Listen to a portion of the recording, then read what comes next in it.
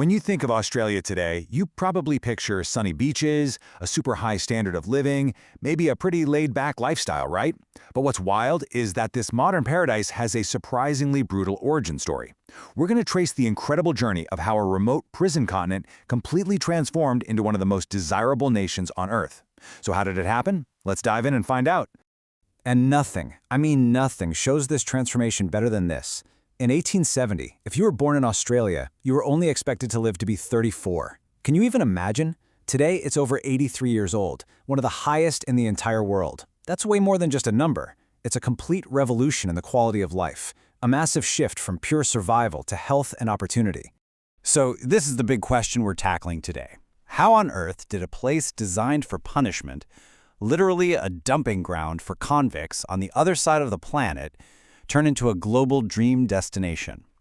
Well, the answer is an amazing story of rebellion, gold, and the creation of a totally unique identity. To get there, we'll walk through 5 key stages of its history. We'll start with its founding as a British prison, then we'll look at the early conflicts that shaped it, the explosive gold rush that honestly changed everything, the official birth of the nation, and finally, its arrival on the modern world stage. Okay, so let's start at the very beginning. Why Australia? I mean, of all the places on Earth, why did the British Empire pick this remote, mysterious southern land to build a new colony? The answer, surprisingly, is all because of what happened in North America. This timeline really shows it all. For about a century, Britain had a pretty convenient place to ship its criminals, the American colonies. But then, as you can see, the American Revolution kicks off in 1775, and boom, that option is gone. All of a sudden, Britain's prisons were overflowing. They were desperate for a new dumping ground, and the recently mapped New South Wales was the perfect faraway solution. And so, in 1788, the First Fleet finally arrived. Under the command of Captain Arthur Phillip, you've got 11 ships carrying about 1,400 people, mostly convicts and their jailers, who set up a settlement at Sydney Cove. Look, this was not a colony of hopeful pioneers looking for a better life. It was a prison camp, marking the tough, unforgiving start of British Australia. So, as you can probably guess, trying to build a new society with a bunch of convicts and their guards didn't exactly go smoothly. The colony was immediately thrown into chaos by both internal conflict and external threats. These were some serious growing pains for a brand new settlement.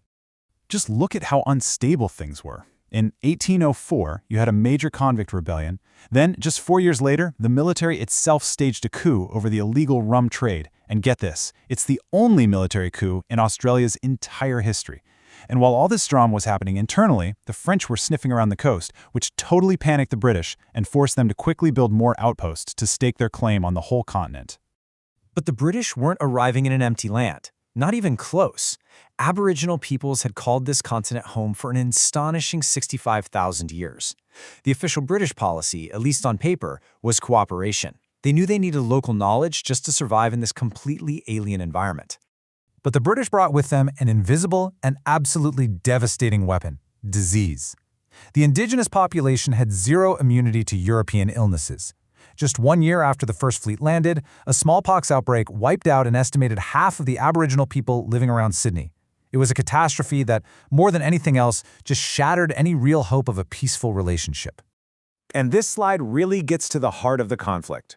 It shows a complete clash of worldviews. For Aboriginal people, hunting animals on their land was a way of life. It was survival. But for the British settlers, those same animals were private property, and hunting them was theft, plain and simple. This fundamental misunderstanding, combined with competition for land and water, just spiraled into a long and brutal conflict we now know as the Frontier Wars. So the colony grew, but it was still basically a prison outpost. Then, in the 1850s, something happened that would change Australia's destiny forever, something that would wash away its penal colony past and flood it with a whole new kind of population: gold. Just look at that number, a 172% increase in 10 years. That is insane. The discovery of gold kicked off a massive global rush. People flocked from all over: Britain, America, Europe, China, all of them dreaming of striking it rich. This massive influx of people completely overwhelmed the old convict society and really laid the foundations for a new, multicultural, and much more dynamic Australia. And this new population, well, they weren't going to be pushed around.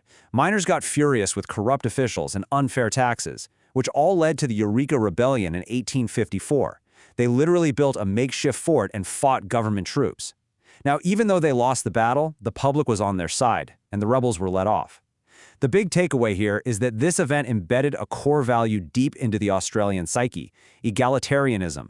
It's the birth of the idea of a fair go for everyone, this deep-seated belief that you should stand up to authority. It's an idea that is still incredibly powerful in Australia today. The end of the gold rush also gave rise to a uniquely Australian figure, the bushranger. These guys were outlaws, often seen as romantic folk heroes who roamed the countryside. The most famous of them all, Ned Kelly, became this legendary symbol of defying authority that still really resonates in Australian culture. So with the gold rush dust settling, Australia had a new population and a whole new sense of who it was. The next logical step was to become a single, united nation. But this brand new country would almost immediately be tested by the fires of a world war.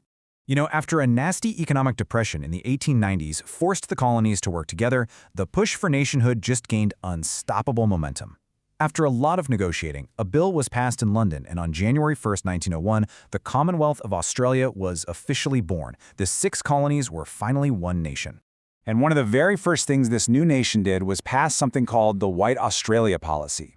It was a set of explicitly exclusionary laws designed to stop non-European, especially Asian, immigration. The goal was pretty clear: preserve the country's British character and protect jobs for white Australians. It really reveals a deep-seated anxiety in the identity of the young country. But here's the stark contrast. While they had this policy of exclusion at home, Australia's sacrifice in World War I was just immense.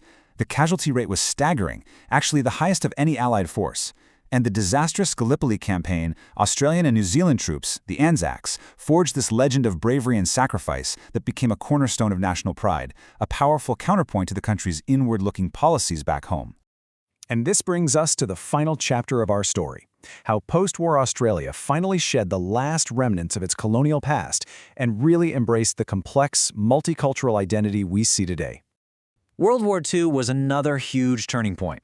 The nation realized it couldn't rely on Britain for protection anymore, and its key alliance shifted to the United States. Afterwards, a massive wave of immigration from war-torn Europe was encouraged to boost the economy, which pretty much made the White Australia policy impossible to maintain. This period also saw the beginning of the long, difficult process of reconciliation, a national effort to confront the historical injustices done to Indigenous Australians. By the end of the 20th century, a new Australia was ready to show itself to the world. The opening of the incredible Sydney Opera House in 1973 and the amazing Sydney Olympics in 2000, they were more than just events. They were declarations. They showcased a vibrant, confident, and truly multicultural nation that had finally stepped out of the shadow of its colonial past.